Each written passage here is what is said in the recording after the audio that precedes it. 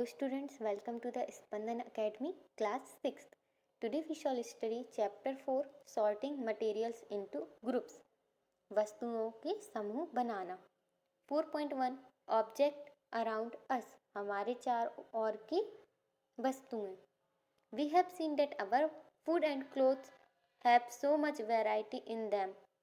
Not just food and clothes, there is such a vast variety of objects everywhere. We see around us a chair, a bullock cart, a cycle, cooking utensils, books, clothes, toys, water, stones, and many other objects. All these objects have different shapes, colors, and uses. हमने देखा है कि हमारे भोजन तथा वस्त्रों में बहुत अधिक विविधता है, मीन्स अलग अलग वैरायटीज हैं. हर स्थान पर इसी प्रकार की वैरायटीज वाली अनेक वस्तुएं होती हैं. हम अपने चारों ओर कुर्सियां, बैलगाड़ियां, साइकिलें, खाना पकाने के बर्तन, पुस्तकें, वस्त्र, खिलौने, जल, पत्थर तथा अन्य बहुत सी वस्तुएं देखते हैं. इन सभी वस्तुओं की आकृतियां मीन्स शेप्स, रंग, कलर और गुण भिन्न होते हैं, मीन्स यूजेस अलग अलग होते हैं. Look around and identify objects that are round in shape. Our list may include a rubber ball, a football and a glass marble. अपने चारों ओर देखिए तथा गोल आकृति की वस्तुएं पहचानिए. हमारी इस लिस्ट में विभिन्न प्रकार की गेंद जैसे रबड़ की गेंद, फुटबॉल तथा कंचे सम्मिलित हो सकते हैं. If we include objects that are nearly round, our list could also include objects like apple, orange and earthen pitcher. यदि हम अपनी लिस्ट में लगभग गोल वस्तुओं को भी सम्मिलित कर लें तो इसमें सेब, संतरे तथा घड़े जैसी वस्तुओं को भी रखा जा सकता है. Suppose we were looking for object that are edible, we might include all the items that we have listed in table 1.1, 1.2 and 1.3 in chapter 1. We might also find that some of those round shaped objects we just listed out are also in this group. मान लीजिए हम ऐसी वस्तुओं पर ध्यान दे रहे हैं जिन्हें खाया जा सकता है, एडिबल मीन्स जिसको हम खा सकते हैं. तब हम इस लिस्ट में उन सभी ऑब्जेक्ट को सम्मिलित कर सकते हैं जिन्हें हमने चैप्टर 1 की टेबल 1.1, 1.2 और 1.3 में लिखा था. यह भी हो सकता है कि जिन गोल वस्तुओं की सूची हमने अभी बनाई है उनमें से कुछ वस्तुएं इस समूह में भी सम्मिलित हों. Let us say we wish to make a group of object that are made of plastic, buckets, lunch box, toys, water containers, pipes and many such object may find a place in this group. There are so many ways to group object. In the above example we have grouped object on the basis of their shape और the materials they are made from. मान लीजिए हम plastic की बनी वस्तुओं का एक समूह बनाना चाहते हैं, ग्रुप बनाना चाहते हैं. बाल्टियाँ, लंच बॉक्स, खिलौने, जल पात्र, पाइप तथा इसी प्रकार की बहुत सी वस्तुओं को इस समूह में स्थान मिल सकता है. अतः वस्तुओं के समूह बनाने के बहुत से ढंग हैं. ऊपर दिए गए उदाहरण में हमने वस्तुओं को समूह में उनकी शेप तथा जिस ऑब्जेक्ट से बने हैं उसके आधार पर बांटा है. All object around us are made of one और more material. This materials may be glass, metal, plastic, wood, cotton, paper, mud और soil. Can you think of more examples of materials? हमारे चारों ओर की वस्तुएं एक अथवा एक से अधिक मटेरियल से बनी होती हैं. ये मटेरियल कांच, धातुएं, प्लास्टिक, लकड़ी, रुई, पेपर, पंख तथा मृदा हो सकते हैं. क्या आप मटेरियल्स के और अधिक उदाहरणों के विषय में विचार कर सकते हैं? एक्टिविटी 1. आइए अब हम अपने चारों ओर से जितनी संभव हो सके उतनी वस्तुएं एकत्रित करते हैं. हम में से प्रत्येक बच्चे अपने घर से प्रतिदिन उपयोग होने वाली एक वस्तु ला सकता है तथा कुछ वस्तुएं कक्षा के कमरे से अथवा विद्यालय के बाहर से एकत्र कर सकता है. हमारे इस संग्रह में हमारे पास क्या होगा? चॉक, पेंसिल, नोटबुक, रबड़, डस्टर, हथौड़ा, कील, साबुन, पहिए का आरा, बैट, माचिस की डिब्बी, नमक एवं आलू। हम ऑब्जेक्ट्स की एक ऐसी लिस्ट भी बना सकते हैं जिनके बारे में हम केवल सोच ही सकते हैं, कक्षा के कमरे में ला नहीं सकते।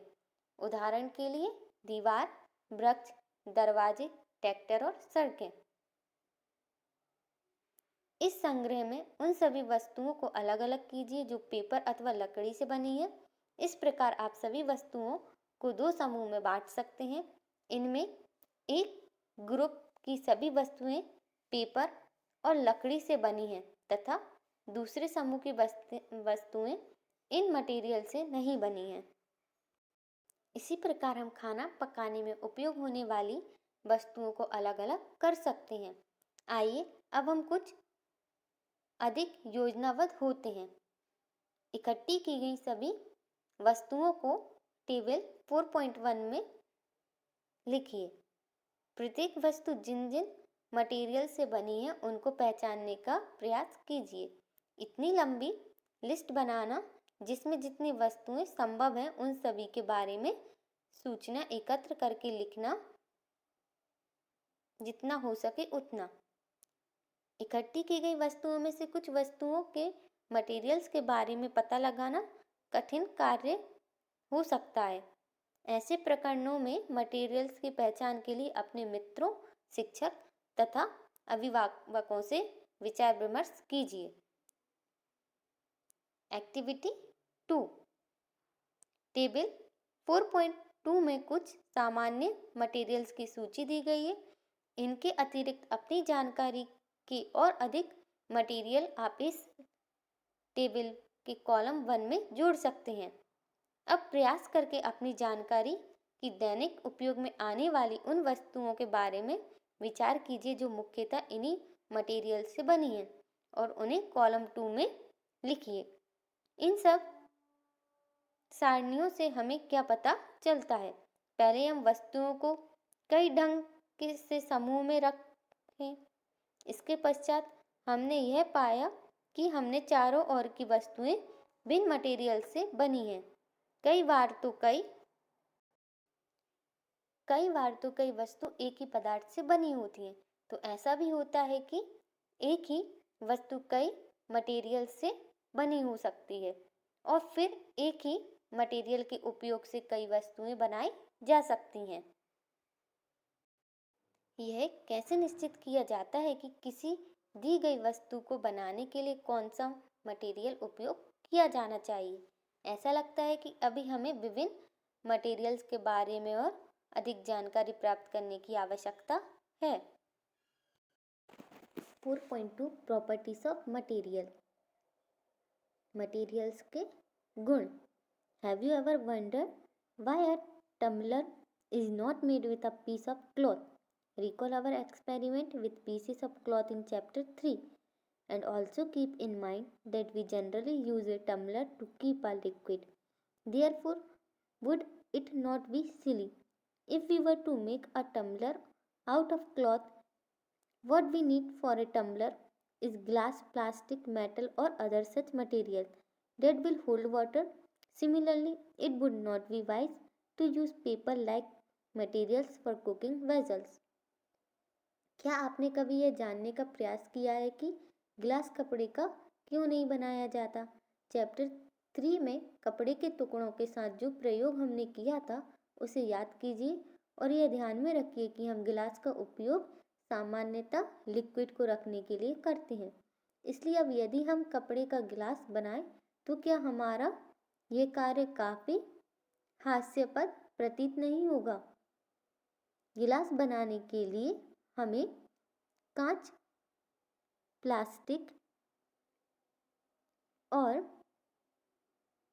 धातु अथवा कोई ऐसे मटेरियल्स चाहिए जो पानी को रोक सकते हों। इसी प्रकार खाना पकाने वाले पात्र बनाने के लिए पेपर का उपयोग करना भी कोई बुद्धिमानी का कार्य नहीं माना जाएगा। We see then what we choose a material to make an object depending on its properties. and the purpose for which the object is to be used. तब हम यह देखते हैं कि हमारे द्वारा किसी वस्तु को बनाने के लिए किसी मटेरियल का चयन किया जाना उस मटेरियल के गुणों तथा उपयोग की जाने वाली वस्तु के प्रयोजन पर निर्भर करता है. So we are all the properties of materials that would be important for their uses. Some properties are discussed here. अर्थात मटेरियल्स के वह सब गुण क्या हैं जो उसके उपयोग के लिए महत्वपूर्ण होते हैं. नीचे कुछ गुणों की विवेचना की गई है. अपीयरेंस. अपीयर मीन्स दिखावट. Materials usually look different from each other. Wood looks very different from iron. Iron appears different from copper or aluminium. At the same time, there may be some similarities between iron, copper and aluminium that are not there in wood. Materials प्राय एक दूसरे से भिन्न दिखाई देते हैं. लकड़ी लोहे से बिल्कुल अलग दिखाई देती है. लोहा तांबे अथवा एल्यूमिनियम से अलग दिखाई पड़ता है, परंतु फिर भी लोहे, तांबे और एल्यूमिनियम के कुछ सामान्यता हो सकती हैं जो लकड़ी में नहीं पाई जाती. एक्टिविटी 3. अलग अलग लिक्विड जैसे कि गत्ता, कार्डबोर्ड, लकड़ी, तांबे का तार, एल्यूमिनियम की शीट और चौक के छोटे छोटे टुकड़े इकट्ठे कीजिए. क्या इनमें से कोई चमकीली दिखाई पड़ती है, मीन्स साइन दिखाई पड़ती है. चमकीले मटेरियल्स को एक समूह में अलग अलग कीजिए. अब जैसे ही आपके शिक्षक प्रत्येक मटेरियल्स को 2 भागों में काटे, ताजे कटे पेजों को ध्यान से देखिए. आपने क्या पाया? क्या इन मटेरियल्स में से कुछ के ताजे फटे पृष्ठ चमकीले हैं? इन वस्तुओं को भी चमकीले पदार्थों के समूह में सम्मिलित कीजिए. क्या आप अन्य मटेरियल्स में इसी प्रकार की कोई चमक अथवा लस्टर देखते हैं? शाइनी या लस्टर. जैसे भी संभव हो सके किसी भी ढंग से इन्हें काटिए. ऐसा आप कक्षा में जितने भी मटेरियल्स के साथ कर सकते हैं कीजिए. और लस्टर तथा शाइनी मटेरियल्स की सूची बनाइए. काटने के स्थान पर आप मटेरियल्स के पृष्ठों को रेतमाल से रगड़कर यह देख सकते हैं कि वे शाइनी हैं या नहीं.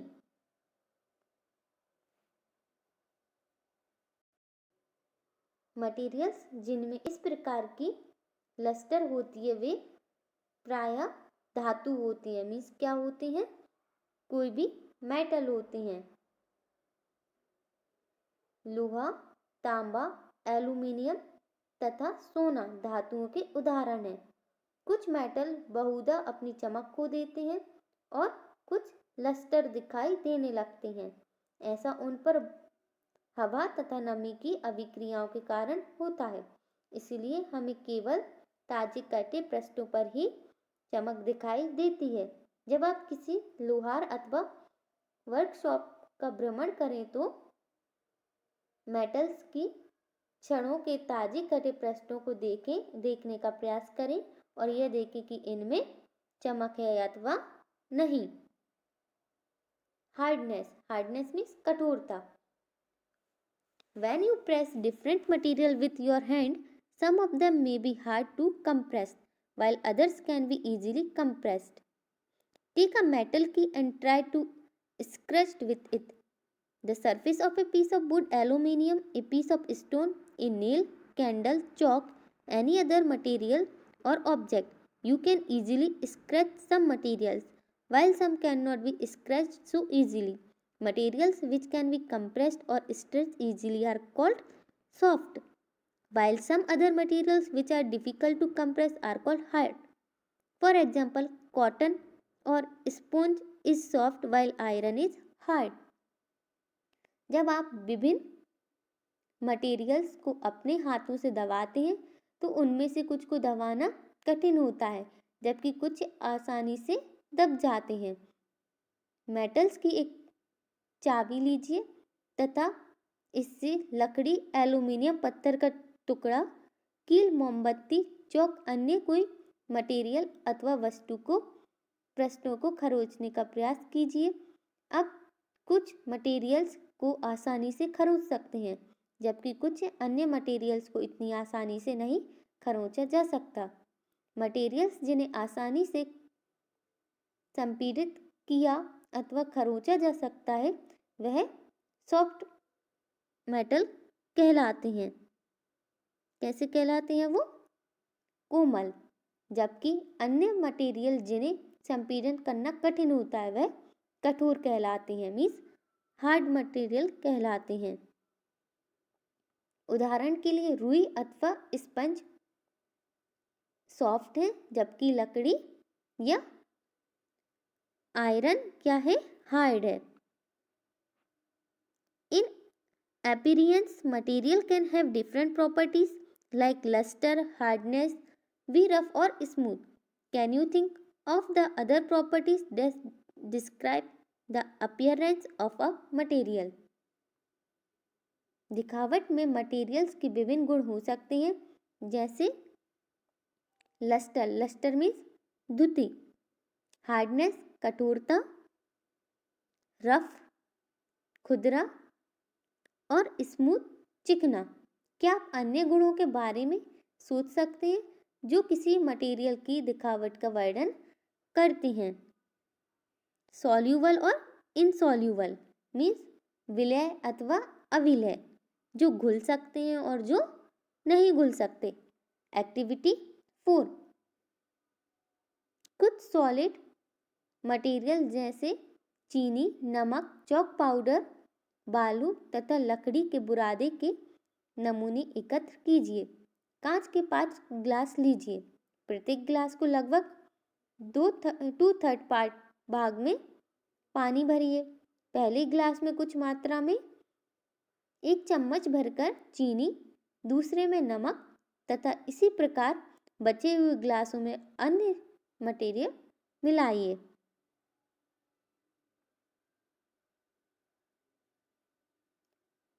प्रत्येक गिलास की चम्मच की मदद से उनको धीरे धीरे हिलाइए। कुछ मिनट तक प्रतीक्षा कीजिए।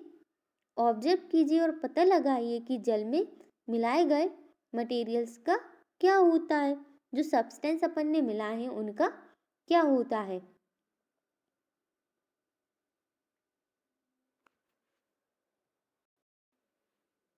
आप ये पाएंगे कि कुछ सब्सटेंस पानी में पूरी तरह घुल गए हैं और मीन्स पूरी तरह विलीन हो गए हैं। हम ये कहते हैं कि ये सब्सटेंस जल में विलय हैं, मीन्स सॉल्यूबल हैं। अन्य सब्सटेंस जल के साथ मिश्रित नहीं होते तथा काफ़ी समय तक ग्लास में उनको घुमाना पड़ता है, मिक्स करना पड़ता है, जब भी वह क्या पानी में नहीं घुलते। ये क्या कहलाती है? इनसॉल्यूबल सब्सटेंस कहलाते हैं। क्योंकि जल बहुत से सब्सटेंस को विलीन कर सकता है, इसलिए हमारे शरीर के प्रकार्यों में इसकी एक महत्वपूर्ण भूमिका है। क्या द्रव्य जल में विलीन हो जाते हैं, मीन्स जो सॉलिड रहते हैं और जो लिक्विड रहते हैं, क्या लिक्विड भी पानी में मिक्स हो जाते हैं या डिसॉल्व हो जाते हैं। Activity 5, collect sample of vinegar, lemon juice, mustard oil और कोकोनट ऑयल, केरोसिन और एनी अदर लिक्विड, सिरका, नींबू का रस, सरसों का तेल अथवा नारियल का तेल, मिट्टी का तेल अथवा अन्य किसी द्रव्य के नमूने एकत्र कीजिए। कांच का एक गिलास लीजिए, इसे आधा पानी से भरिए। अब इसमें चम्मच भरकर कोई द्रव्य मिलाइए और उन्हें भली भांति मिक्स कीजिए। इसे 5 मिनट के लिए छोड़ दीजिए। ऑब्जर्व कीजिए कि क्या यह द्रव्य जल के साथ मिश्रित हो जाता है, मिल जाता है। जितने अधिक अन्य द्रव्य आपको उपलब्ध हो सके उन सभी के साथ इस प्रयोग को दोहराइए और इसे टेबल 4.4 में लिखिए कि ये मिक्स होते हैं कि नहीं होते। हम ये देखते हैं कि कुछ द्रव जल में पूर्णतः मिश्रित हो जाते हैं, कुछ अन्य द्रव जल में मिश्रित नहीं होते और कुछ समय तक ऐसे ही छोड़ देने पर अपनी पृथक परत बना लेते हैं। कुछ गैस जल में विलय हैं जबकि अन्य नहीं है। सामान्यतः जल में कुछ गैसें थोड़ी मात्रा में विलीन होती हैं। उदाहरण के लिए जल में विलीन ऑक्सीजन गैस जल में रहने वाले जंतु एवं पेड़ पौधों के लिए उत्जीवित के लिए अत्यंत महत्वपूर्ण है। ऑब्जेक्ट्स में फ्लोट और sink in water. While doing activity 4, you might have noticed that the insoluble salt separated out from water. You may have also noticed this with some liquid in activity 5. Some of these materials that did not mix with water floated to the surface of water. Others may have sunk to the bottom of the tumbler, right? We notice many examples of objects that float in water or sink. Dried leaves fallen on the surface of a pond. A stone that you threw into this pond. Few drops of honey that you let fall into a glass of water. What happens to all of these?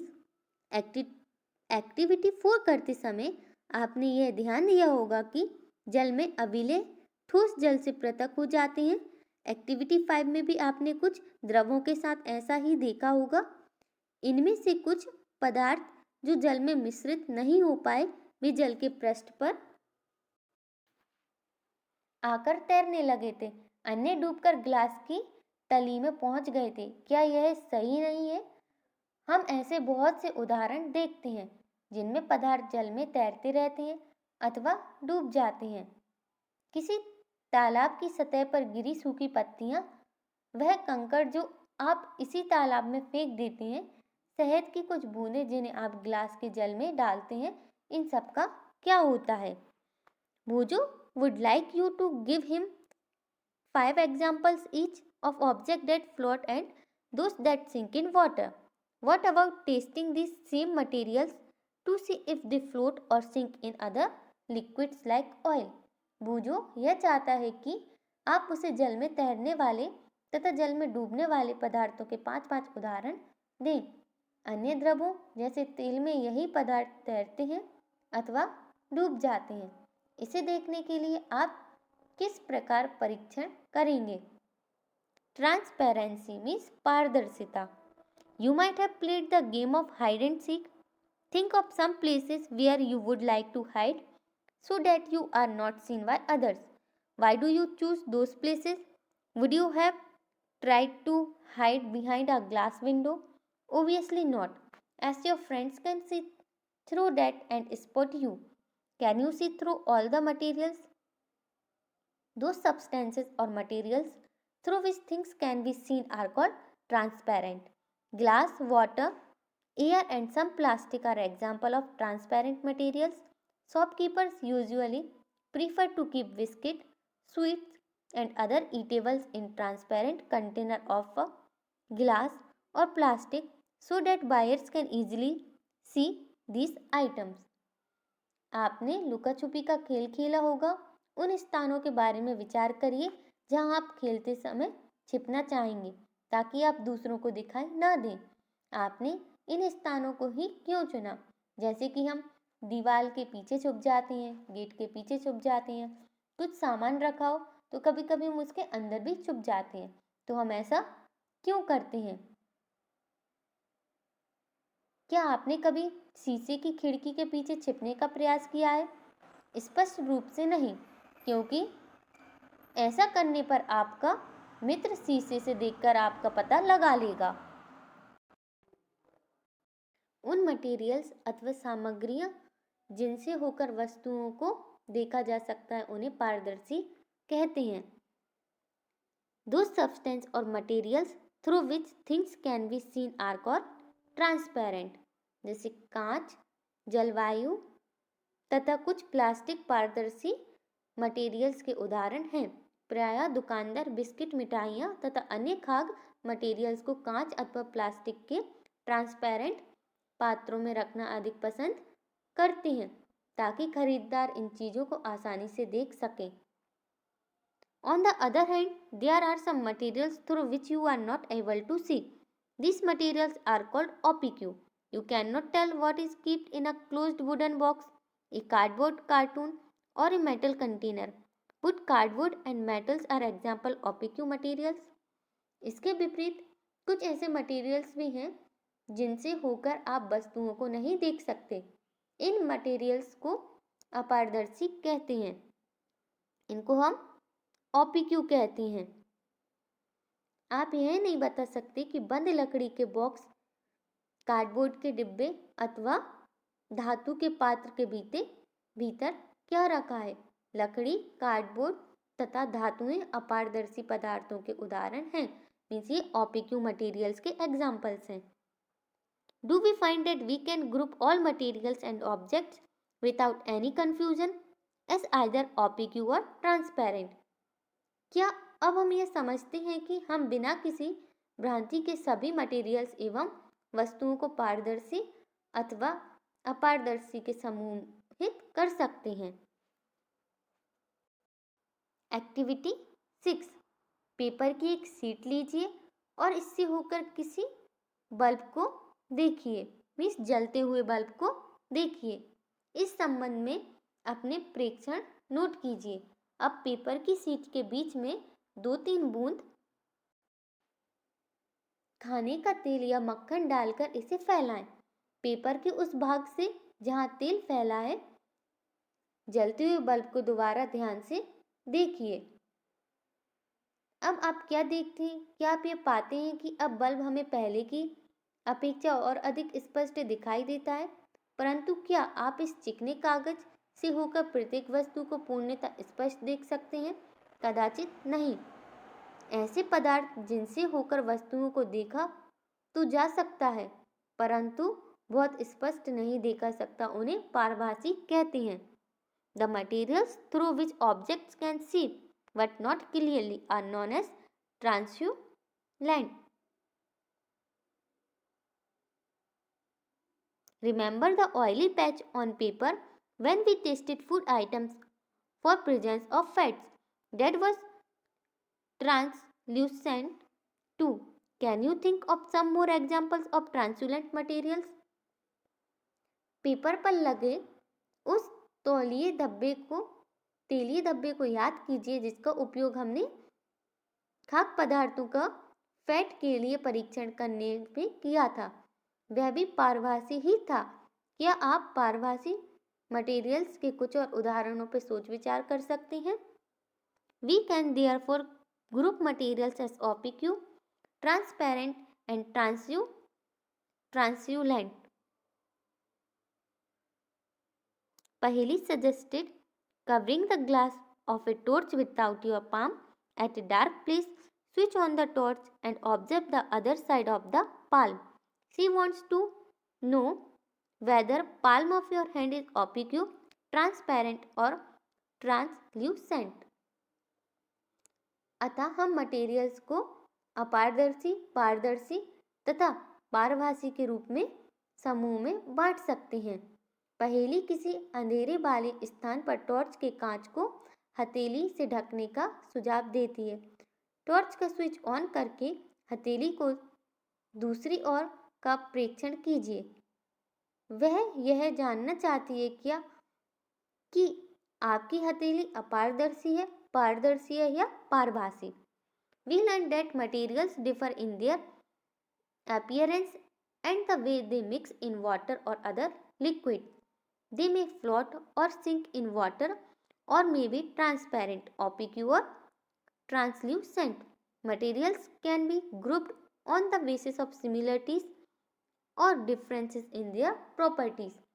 हमने यह सीख लिया है कि materials की अपनी अलग अलग दिखावट होती है तथा इनके जल अथवा अन्य द्रव को मिश्रित होने के ढंग अलग अलग होते हैं। वे जल में तैर अथवा डूब सकते हैं अथवा पारदर्शी, अपारदर्शी और पारभासी हो सकते हैं। मटेरियल्स का समूहन उनके गुणों में समानताओं अथवा विभिन्नताओं के आधार पर किया जा सकता है। Why we need to group materials? In everyday life, we often group materials of our convenience. At home, we usually store things in such a manner that similar objects are placed together. Such an arrangement helps us to locate them easily.